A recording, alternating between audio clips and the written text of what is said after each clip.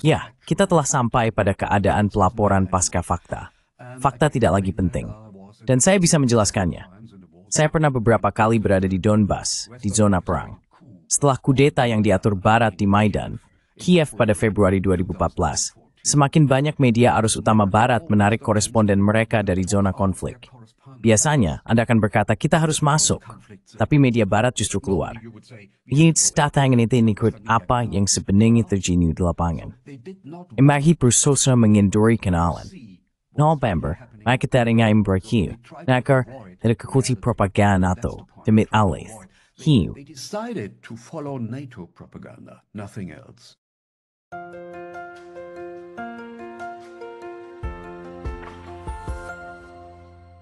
Hello everybody. This is Pascal from Neutrality Studies. Halo semuanya, ini Pascal dari Neutrality Studies, dan hari ini saya kembali berbicara dengan Patrick Baap, seorang jurnalis dan kritikus media asal Jerman, yang menulis buku-buku berbahasa Jerman yang luar biasa seperti Di Kedua Sisi Garis Depan, Perjalanan Saya ke Ukraina, dan yang sangat relevan untuk pembicaraan ini, Riset, perlengkapan untuk mengkritik opini yang berlaku. Setelah pernah bekerja untuk salah satu stasiun penyiaran negara di Jerman, Patrick sangat memahami bagaimana sistem bekerja di Jerman. Dan saya senang dia setuju membantu saya memahami sebuah program baru yang benar-benar aneh di ZDF, yaitu stasiun penyiaran negara kedua di Jerman. Sedikit mirip dengan NPR di Amerika Serikat. Dokumenter yang saya maksud berjudul Pembantu Putin atau Ajudan Putin. Dokumenter ini, dengan gaya sensasional, menceritakan bagaimana Trump, Musk, dan orang-orang di sekitar Presiden AS bersekongkol dengan Kremlin untuk melemahkan Amerika Serikat. Inilah dan kondisi paranoid media Jerman yang ingin kami bahas hari ini. Jadi Patrick, selamat datang kembali. Halo Pascal. Terima kasih banyak to my sports viewer. Senang saya.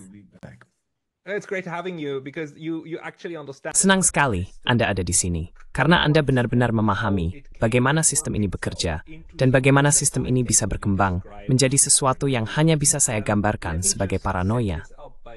Izinkan saya memulai dengan membacakan kepada semua orang bagaimana dokumenter ini memperkenalkan dirinya di halaman utama penyiar ZDF, ya. Saya tidak bisa menunjukkan dokumenternya karena dilindungi hak cipta dan karena berbahasa Jerman. Tapi berikut terjemahan tentang bagaimana dokumenter ini menjelaskan isinya. Koresponden ZDF, Johannes Hanno, menemukan hubungan yang sebelumnya tidak diketahui dan bersifat eksplosif antara dua mantan musuh, Amerika Serikat dan Rusia, selama penelitiannya.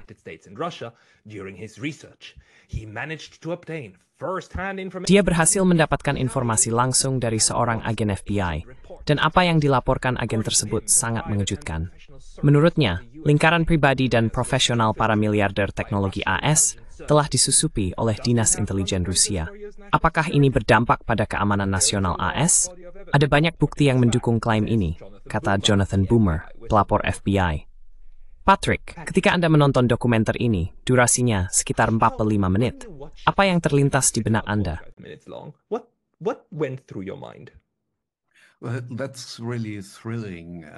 Nah, itu memang sangat mendebarkan dan ya, sangat dramatis. Tapi sebagai seorang pembuat film selama 40 tahun, saya pertama-tama memikirkan tentang proses produksinya. Anda bisa menemukan lebih banyak tentang hal itu di buku saya, Riset, Kotak Peralatan untuk Mengkritisi Opini yang Berlaku, yang diterbitkan oleh Western Verlag 2 tahun lalu. Jadi saat mempersiapkan film dokumenter TV, ada 3 tingkat investigasi. Tingkat pertama adalah riset informasi. Apa yang sini? Itu bertujuan. Tingkat kedua admit riset visual. Gambar mounted wakili hasil investigasi. Dan ini software ribu magkatliti. Tingkat stay or riset prukval. Apa yang terkuan? And to base view the New Times film. When and how in shooting the film. I think this is something we can leave out here. Saya rasa ini adalah sesuatu yang bisa kita tinggalkan di sini. Pada ketiga level, Anda harus memenuhi standar profesional, dan kami akan menjelaskan standar profesional tersebut. Untuk penelitian informasional, pertama-tama Anda harus menjawab 7 pertanyaan jurnalistik. Siapa yang melakukan apa? Kapan? Di mana? Dengan cara apa? Bagaimana, mengapa, dan dari mana informasi itu berasal. Dari mana informasi itu berasal? Dan pertanyaan terakhir adalah pertanyaan yang paling penting dan harus dijawab terlebih dahulu. Apakah informasi dasar yang diberikan oleh informan manapun akurat? Apakah informasi itu benar? Saya harus menjawab pertanyaan ini terlebih dahulu. Dan ini adalah pertanyaan yang paling penting, karena pertanyaan ini menyangdalan sumber pertama. Of the first source. This is something you have to find out. Otherwise, you can kick the topic. Ini adalah sesuatu yang harus kamu cari tahu sendiri. Jika tidak, kamu bisa membuang topik ini ke tempat sampah. Bekerja dengan sumber berarti kamu harus membagi sumber-sumber tersebut ke dalam kelompok yang berbeda. Pertama-tama, sumber tertulis, artinya dokumen internal, dokumen asli yang merupakan bukti kuat.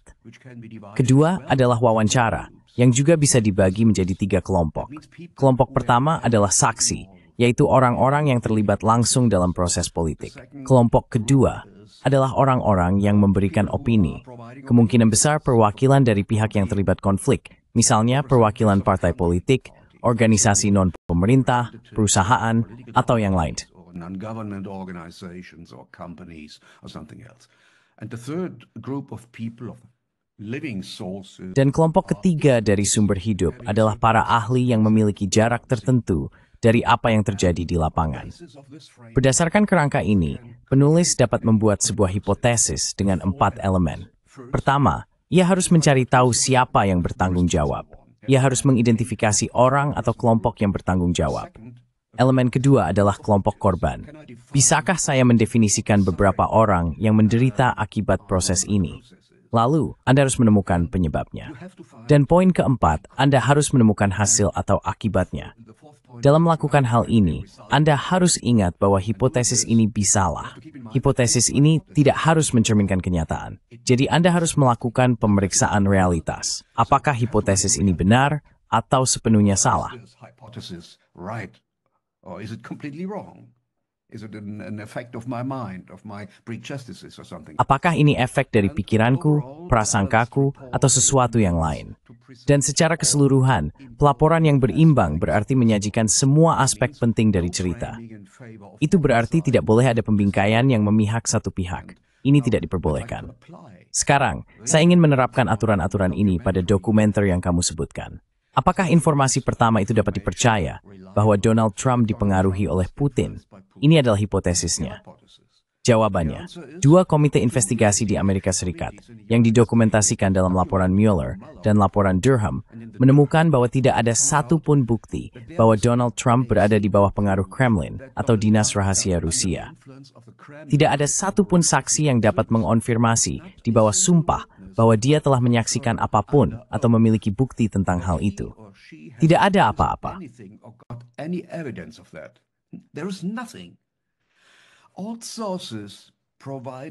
Semua sumber yang disajikan dalam fitur ini hanyalah tuduhan yang belum terbukti, tidak lebih. Kedua laporan tersebut mendokumentasikan bahwa seluruh cerita seputar Russiagate adalah kisah bohong dan cerita palsu yang dibuat oleh Partai Demokrat untuk membantu Hillary Clinton memenangkan kampanye presiden melawan Donald Trump dan untuk mengganggu masa jabatan pertama Trump sebagai presiden. Tujuan kedua adalah untuk menjaga Amerika Serikat tetap berada di jalur konflik keras melawan Rusia yang membawa banyak keuntungan bagi kompleks industri militer. Kedua laporan tersebut dengan jelas mendokumentasikan bahwa media arus utama mendukung kampanye kotor Partai Demokrat terhadap Donald Trump. Sebagian besar penerbit, pemimpin redaksi, dan reporter terlibat. Dan ketika laporan-laporan itu dipublikasikan, the step that small the matter neither Burstian, min maaf.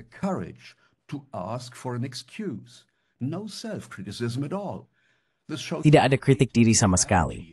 Ini menunjukkan kebobrokan total jurnalisme saat ini, bukan hanya jurnalisme Amerika.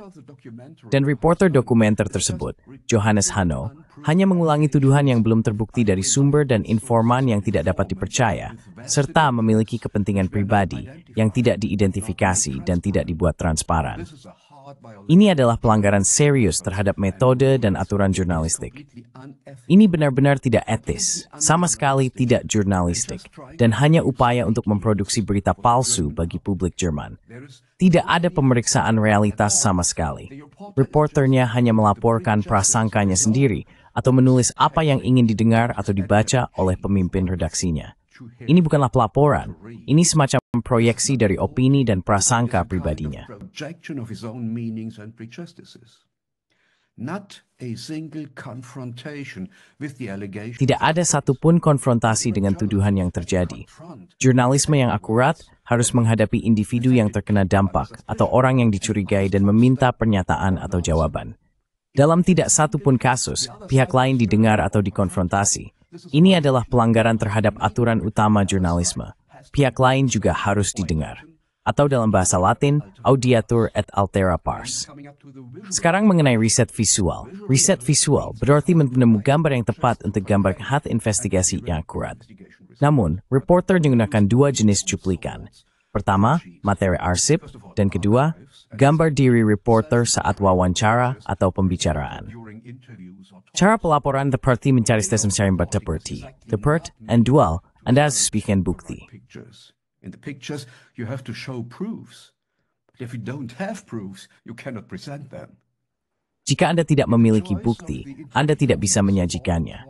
Dalam pemilihan narasumber, semua komentator hanya mengkritik Trump dan mempromosikan tuduhan bahwa ia berada di bawah pengaruh Kremlin. Bahkan bisa dikatakan sebagai agen pengaruh Kremlin. Tidak satu pun lawan yang diwawancarai. Pemilihan narasumber benar-benar sepihak, hanya sekadar membingkai narasi tertentu. Pemilihan materi arsip hanya memiliki satu tujuan, menegaskan dan memvisualisasikan prasangka reporter. Ini hanyalah semacam pembingkaian ke arah yang diinginkan. Cuplikan dari proses pembuatan film bertujuan menegaskan karakter investigatif dari dokumenter tersebut. Ini semacam pencitraan diri sebagai reporter investigasi. Secara keseluruhan ini bukanlah pelaporan yang akurat. Overall, this was not accurate reporting. It was just broadcasting of propaganda lies. Itu hanyalah penyiaran kebohongan propaganda, yang jelas dimaksudkan untuk mempromosikan propaganda anti-Rusia oleh NATO dan pemerintah Jerman guna terus mendukung perang di Ukraina. Seluruh dokumenter itu, menurut pandangan saya, adalah karya propaganda yang mendukung para pendukung perang di Jerman dan NATO. Karya semacam itu merupakan pelanggaran terhadap perintah perdamaian yang tertulis dalam konstitusi Jerman. Kesimpulan saya adalah bahwa tayangan ini menunjukkan kemunduran jurnalisme Jerman.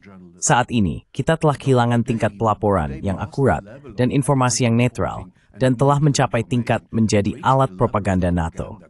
Media saat ini berusaha mendorong masyarakat semakin dalam ke perang di Ukraina.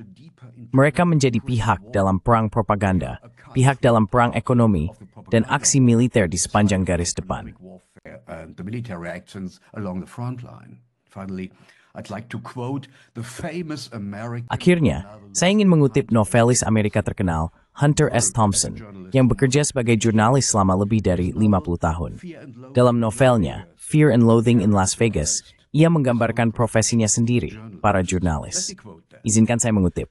Pers adalah sekelompok bajingan kejam. Jurnalisme bukanlah profesi atau perdagangan. Itu adalah tempat penampungan murah untuk orang-orang buangan dan orang-orang yang tidak cocok. Pintu palsu menuju sisi gelap kehidupan, lubang kecil yang kotor dan bau pesing yang dipaku oleh inspektur bangunan. Tapi cukup dalam untuk seorang pemabuk meringkuk dari trotoar dan bermasturbasi seperti simpanse di kandang kebun binatang. Sampai di situ, Hunter S. Thompson. Mungkin itu agak kasar ya. Tapi dia tahu apa yang dia bicarakan. A little bit rough, yes, but he knows what he's talking about. I mean, we are also talking about Maksud saya, kita juga sedang membicarakan tipe jurnalis yang berkembang di lingkungan lembaga penyiaran publik seperti ini, bukan? Dan seperti yang kamu bilang sebelumnya lewat email, jurnalis yang membuat karya propaganda ini sebenarnya adalah anak dari jurnalis lain, kan? Yang kalau tidak salah kamu bilang, cukup sukses dalam karirnya. I think you said did pretty well in his career. Yes, I know his father very well. Ya, saya sangat mengenal ayahnya. Dia adalah seorang jurnalis yang sangat terkenal, seorang reporter, koresponden yang baik, dan putranya, ya, menurut saya bagi Johannes Hanno, semuanya hanya soal karier dan tidak ada yang lain. Dia tahu persis apa yang ingin didengar dan dibaca oleh pemimpin redaksinya. Dan ini hanyalah ya, sebuah propaganda untuk NATO. Ini bukan pelaporan yang akurat.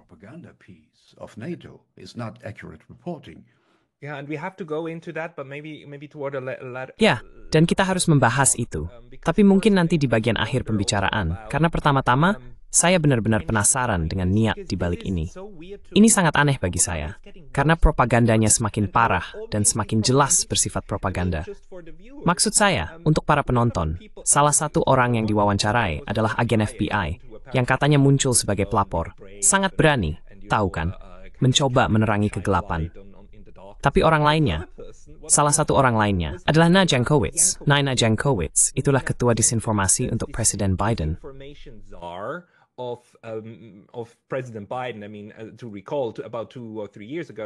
Maksud saya coba diingat, sekitar 2 atau 3 tahun lalu, Biden ingin membentuk Dewan Tata Kelola Disinformasi untuk memutuskan apa yang benar dan apa yang tidak. Dan Nina Jankowicz ditunjuk untuk memimpin lembaga baru itu. Dia sendiri sangat aneh. Dia adalah sosok yang sangat eksentrik. Tapi gagasan itu sendiri untuk menciptakan penentu kebenaran dari pemerintah, begitu keterlaluan sehingga Biden harus membatalkannya. Dan inilah orang yang diwawancarai sebagai pakar lain untuk membahas situasi ini. Kenapa? Bagaimana bisa ini berasal dari penyiar negara Jerman, sebuah karya propaganda Jerman? Karena jelas ditujukan untuk audiens Jerman. Apa tujuan di balik pembuatan teori konspirasi yang rumit ini?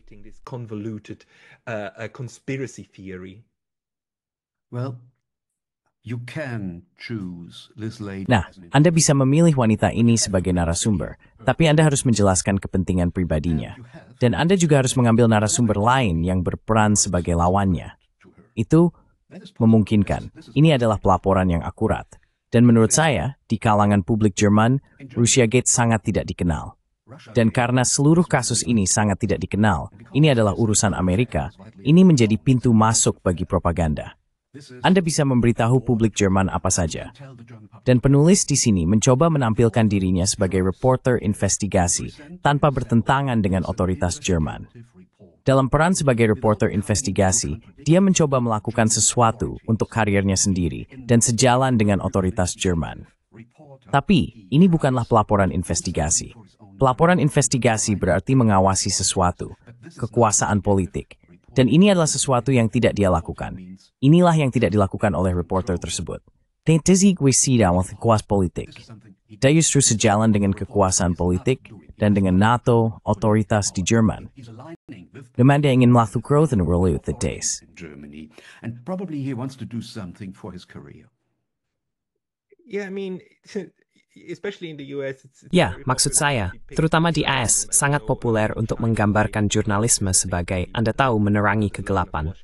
Saya rasa itu bahkan menjadi slogan Washington Post. Demokrasi mati dalam kegelapan, atau melawan kekuasaan kan, mengatakan kebenaran kepada penguasa. Tapi hal seperti ini, maksud saya, ini menyerang seseorang yang sebenarnya tidak punya pengaruh apa-apa terhadap Anda, kan? Tidak ada keberanian yang terlibat di sini. Dan jelas, ini dimaksudkan untuk mengirimkan sinyal politik dan menciptakan narasi politik. Yang menarik adalah, ini seperti narasi Jerman tentang apa yang terjadi di Amerika Serikat.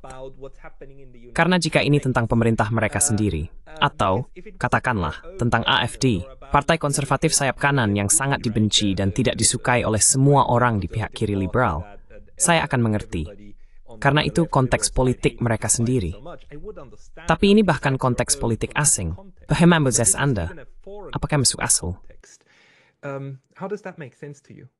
It makes absolutely sense because Ini sangat masuk akal, karena memang ada beberapa perbedaan antara pemerintahan Trump dan pihak Eropa, terutama terkait perang Ukraina. Ada 2 posisi politik yang berbeda. Anda bisa melihatnya dalam pembicaraan damai di Istanbul yang kita lakukan minggu lalu. Ada 2 posisi politik yang berbeda. Pemerintahan Biden ingin membuat kesepakatan dengan Rusia, sedangkan pihak Eropa ingin melanjutkan perang. Itu sangat jelas. Dan jurnalis ini sejalan dengan posisi Eropa dalam menciptakan narasi yang berkaitan dengan NATO. Tujuannya adalah menciptakan narasi yang dapat menghasilkan lebih banyak Russofobia. Inilah tujuan dari seluruh pertunjukan ini. more Russophobia. This is the goal of the whole show. But is it just Russophobia or is it also a way for Tapi apakah ini hanya Russofobia, atau juga merupakan cara bagi kelompok orang ini, komunitas epistemik ini, untuk merasionalisasi masalah bahwa sekutu utama, atau saya bahkan akan berargumen, hegemon, pihak yang memiliki kekuasaan atas mereka, tidak lagi sejalan. Dunia mental Anda akan runtuh jika harus menerima bahwa pihak yang selama ini Anda ikuti kini sudah tidak sejalan lagi, bukan? Jadi Anda perlu mencari penjelasan untuk masalah itu. Anda hipotesis pendukung agar dunia masuk ke scene. Aiding hypothesis to make sense of the world again. Well, Nah, perhitungan orang Eropa, terutama pemerintah Jerman, adalah bahwa mereka berharap pemerintahan Trump akan gagal dalam melawan deep state di Amerika Serikat. Itu berarti dalam melawan kaum neokonservatif yang duduk di Pentagon, Departemen Luar Negeri, dan CIA. Pemikiran Jerman adalah bahwa mereka berharap deep state Amerika Serikat, yang berarti kaum neokonservatif dari Partai Demokrat, akan menghalangi pemerintahan Trump dalam upaya perdamaian ini. Jadi, pemerintah Jerman, peliputan Jerman, dan media Jerman ingin bersekutu dengan deep state di Amerika Serikat. Mudah-mudahan, masa jabatan Trump akan berakhir dalam 4 tahun, dan kita bisa memulai kembali perang dengan pemerintahan Demokrat yang baru di Washington. democratic government in Washington. Yeah, that makes good sense because they're on the same page. Ya, itu masuk akal karena mereka sejalan. Hal yang menarik di sini adalah bahwa ini juga berasal dari penyiar publik. Dan kamu tahu, jika kamu mencari di Google atau melihat jenis acara yang mereka produksi, ini bukan satu-satunya. Ini adalah salah satu dari banyak acara di mana acara TV Jerman mencoba menyelidiki sesuatu yang terjadi di AS untuk memperkuat posisi Jerman Eropa tentang bagaimana perang seharusnya berlangsung. Dan tentu saja, ada demonisasi dari segala sesuatu yang dihak Putin, pandu Putin, remenggan Putin, atau paputu Putin. Connected Putin's helpers, right? All of this seems to Semua ini tampaknya merujuk pada mesin Kremlin Rusia yang sangat kuat, seperti Kraken, bukan? Merambah tidak hanya ke Eropa, tetapi juga menjangkau Amerika Serikat. Dan lucunya, justru orang-orang itulah yang menuduh kita menyebarkan teori konspirasi dan berita palsu. Bagaimana Anda menjelaskan kepada diri sendiri bahwa hal ini begitu saja mengalir di lingkungan media yang secara resmi mengklaim dirinya bebas? Ini bukan negara. Ini bukan Pak Merz yang beritahu semua orang apa yang harus diberitakan. Mereka melakukannya atas kemauan sendiri. Bagaimana Anda menjelaskan itu kepada diri sendiri? do that of their own will. How do you explain that to yourself?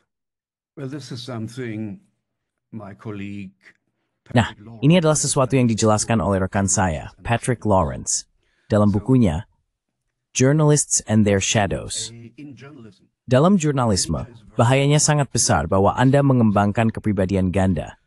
Anda harus mengikuti aturan dari penerbit dan pemimpin redaksi karena merekalah yang memberi perintah. Dalam benak Anda merasa bahwa ini bukan hasil investigasi yang akurat, tetapi Anda membutuhkan uang dari perusahaan Anda. Kebanyakan jurnalis membagi kepribadian mereka menjadi 2 bagian. Satu bagian adalah jurnalis yang mencari uang, dan bagian lainnya yang menghilang ke latar belakang adalah jurnalis yang mengikuti aturan etika. Karena mengikuti aturan etika tidak mungkin dilakukan dalam sistem ini, benar-benar tidak mungkin. Dan saya bisa menjelaskannya. It's completely not possible. And I could explain that. When the Americans and the British allies are Ketika Amerika dan Sekutu Inggris, setelah Perang Dunia Kedua, mencoba menerapkan sistem penyiaran yang demokratis dan bebas dari negara di Jerman, mereka mencontoh BBC. Namun semua ilmuwan media, tanpa terkecuali, sepakat bahwa media arus utama, termasuk penyiar publik, mengikuti narasi yang ditetapkan negara. Dan ini juga terjadi di Jerman. Para pemimpin redaksi, editor utama, menerima gaji yang sangat tinggi, dan gaji serta kontrak ini diberikan oleh apa yang disebut ZDF Fernsehrat, Dewan TV ya. Tepat sekali. Dan di Dewan ini, Anda bisa menemukan para politisi yang seharusnya diawasi. Inilah kontradiksi utama dari sistem ini.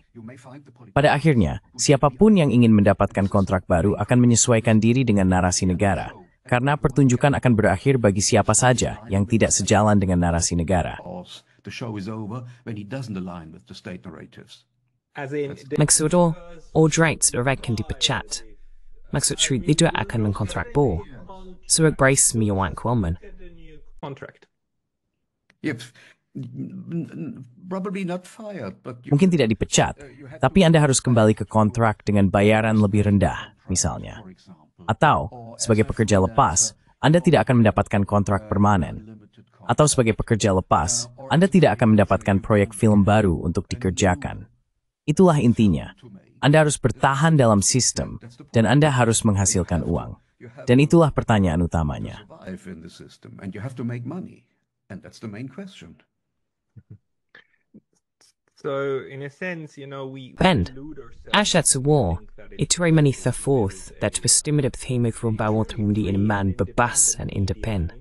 It's saya, small mates, and it's here of you, and frating patas sauce wall at politik. Tepat sekali. Exactly, that's completely right. You have an inequality of power. Itu benar sekali, ketimpangan di kekuasaan. First dimiliki secara pribadi, dan pemilik penerbit bisa menetapkan aturan serta menentukan garis politik para editor. Itulah intinya. The political line of the editors.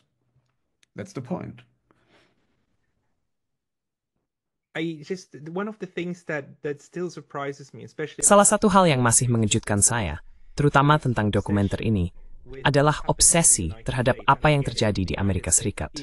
Dan saya mengerti, maksud saya, Amerika Serikat adalah, katakanlah, secara politik pengambil keputusan terpenting bagi hampir setiap orang Eropa, karena keputusan yang dibuat di Washington berdampak langsung pada kita, karena kita adalah bawahan. Dan Anda tahu, saya, sebagai orang Swiss, merasa kami bergantung pada Uni Eropa dan Jerman. Tapi Jerman dan Uni Eropa bergantung pada Amerika Serikat, bukan?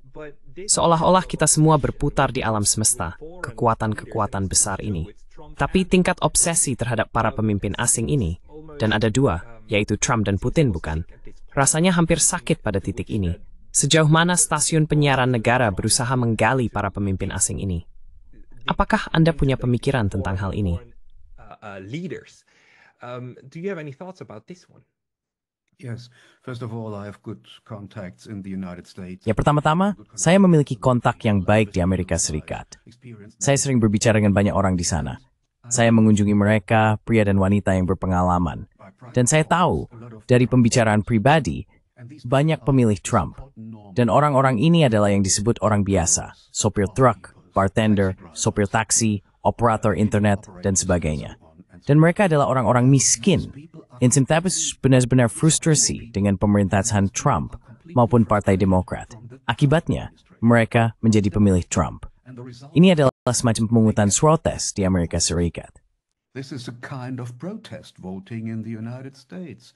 And this reporter, the author of this documentary, shows Reporter ini, penulis dokumenter ini, menunjukkan bahwa dia sama sekali tidak memahami apa-apa tentang Amerika Serikat dan proses politik di sana.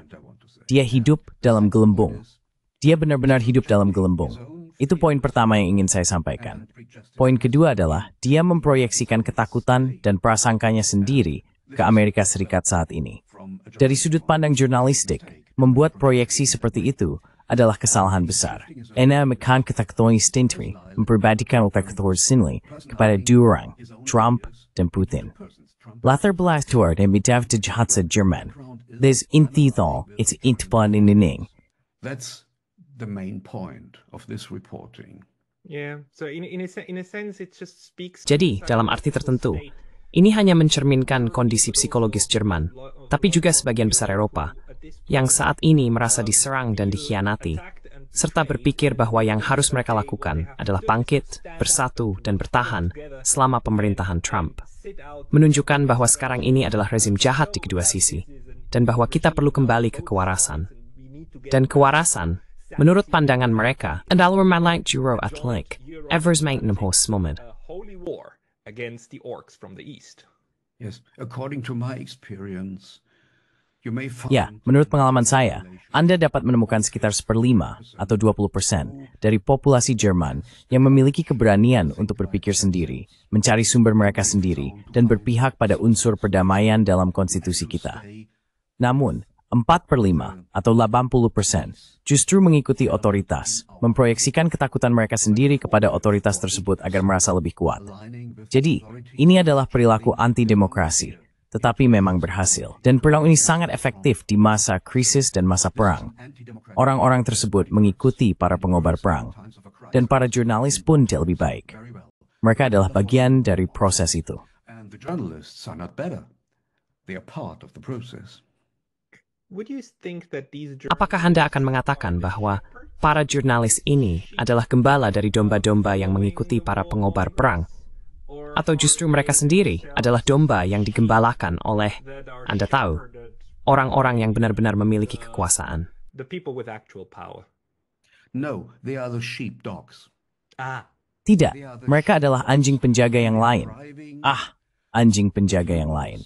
Dan mereka mendorong para penonton dan pembaca semakin dalam ke dalam perang ini. Jurnalis tidaklah tak bersalah. Mereka adalah bagian dari proses ini. Dan mereka adalah bagian dari proses propaganda. Mereka bertindak sebagai alat propaganda NATO karena mereka pikir itu baik untuk karier mereka. Because they think it's good for their career.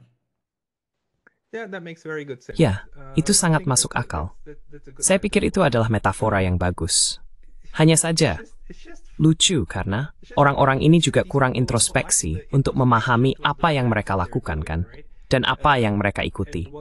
Dan sementara orang-orang ini menganggap diri mereka sangat berani karena berani melawan kekuasaan di Amerika Serikat, maksud saya, orang ini tidak akan pernah menyentuh Nord Stream, bahkan dengan tongkat sekalipun kan. Dia tidak akan pernah melakukan itu, karena itu akan bertentangan dengan narasi. Tapi, apakah kamu masih punya harapan bahwa ada orang-orang di dalam sistem? Maksud saya, kamu pernah ada di dalam sistem, dan jelas kamu keluar dari sana. Dan kamu jelas mencoba memanfaatkan apa yang kamu pelajari dari dalam sistem. Apakah sistem itu bisa mereformasi dirinya sendiri? Juga, tidak semua orang di dalam sana tertidur, kan? Not everybody's sleeping in there, are they? This is an interesting question. In this moment, Ini pertanyaan yang menarik. Saat ini, saya teringat sebuah kutipan dari novelis Amerika, Upton Sinclair, yang ia tulis pada tahun 1934. Ia menulis, sulit membuat seseorang memahami sesuatu jika gajinya bergantung pada dia tidak memahaminya. Dan saya pikir ini benar sekali. Para jurnalis itu tidak akan mengerti. Mereka tidak bisa mengerti. Dan mereka tidak mau mengerti kebenaran tentang perang ini. Mereka tidak mau mengerti. Jadi mereka tidak bisa mengerti. Saya pikir media arus utama tersesat setelah krisis corona. Dan terutama dengan perang Ukraina. Karena media arus utama berbohong kepada publik di semua negara. lying to the public in all Western countries.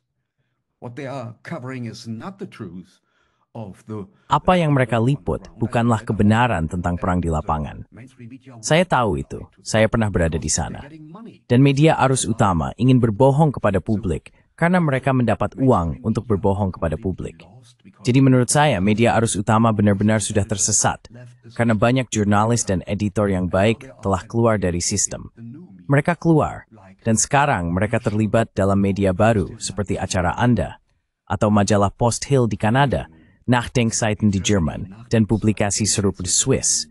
Jadi, Anda harus menyediakan publikasi lain. Dan saya bisa menyanyi kepada publik yang lain. Media utama tidak mampu untuk mendapatkan informasi, hanya untuk mendapatkan disinformasi.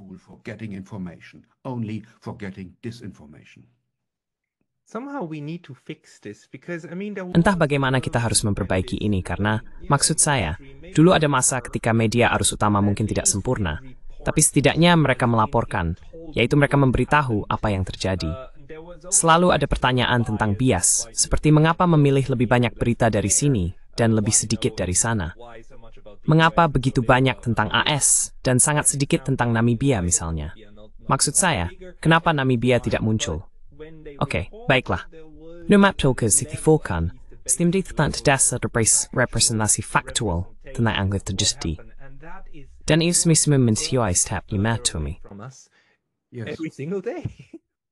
Yes, we arrived in a state of post-fact. Ya, kita telah memasuki era pelaporan pasca fakta. Fakta tidak lagi penting. Dan saya bisa menjelaskannya. Saya pernah beberapa kali berada di Donbas, di zona perang. Setelah kudeta yang diatur Barat di Maidan, Kiev pada Februari 2014, semakin banyak media arus utama Barat menarik koresponden mereka dari zona konflik. Biasanya, Anda akan berkata kita harus masuk, tetapi media Barat justru keluar.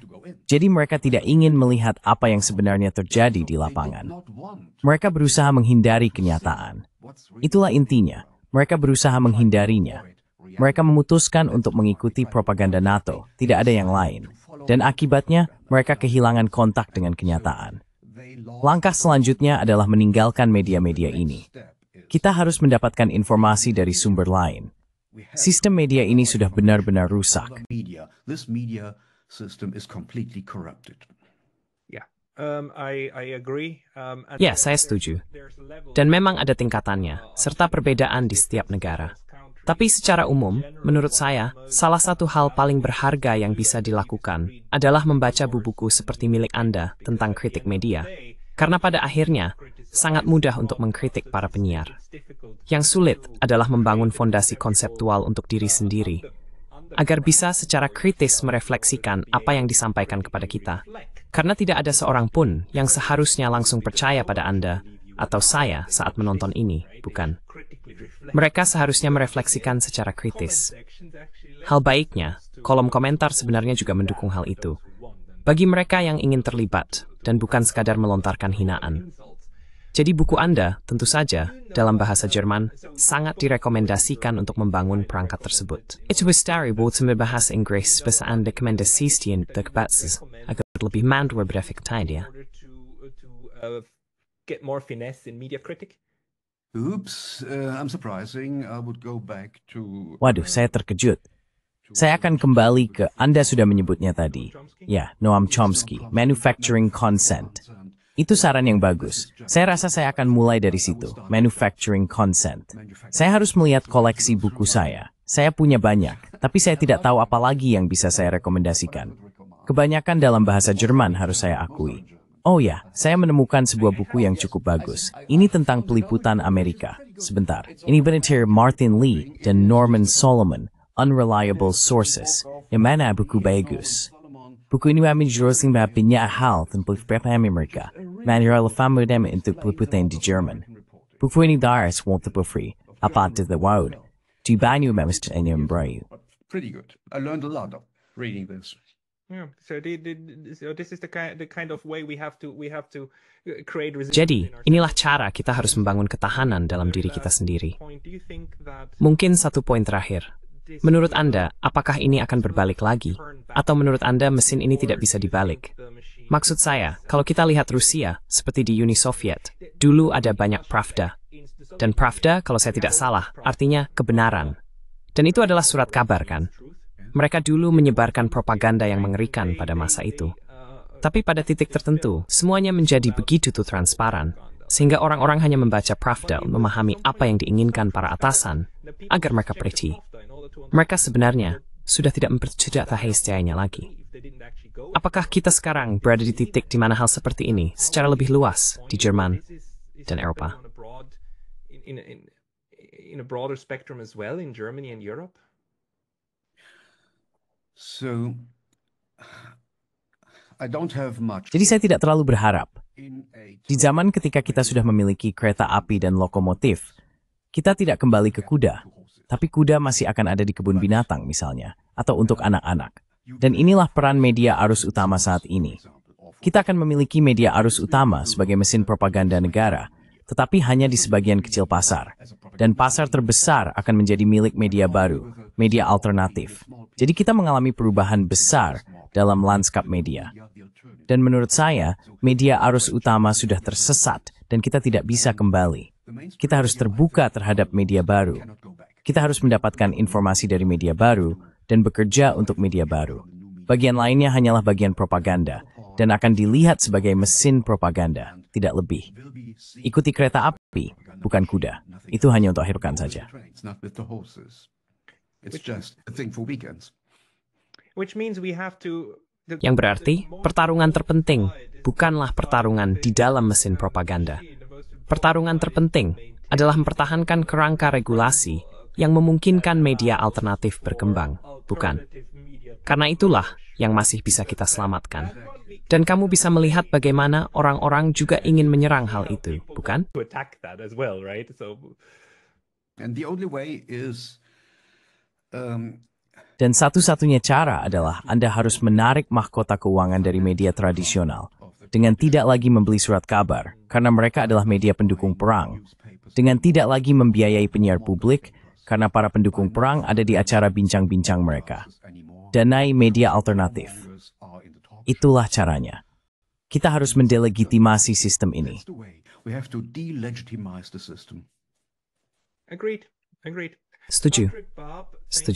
Patrick Baap, terima kasih baik kecuifan Anda senandi yang sedang terjadi dan kekacauan yang sedang berlangsung. Orang-orang yang ingin mengikuti Anda sebaiknya mengunjungi situs web Anda atau Twitter Anda. Yeah, to my homepage, Patrick Baap. Ya, kepada kuis Patrick Baode. Itu mereka bisa mengikuti saluran telim saya di Patrick Strickloin Baap. Channel at Patrick Sirlein Baap. Semua orang, si cek kat Patrick Baap. Patrick, tutorials bayin matlis semua tani. Warner, depresi berpabrik dan bea ini.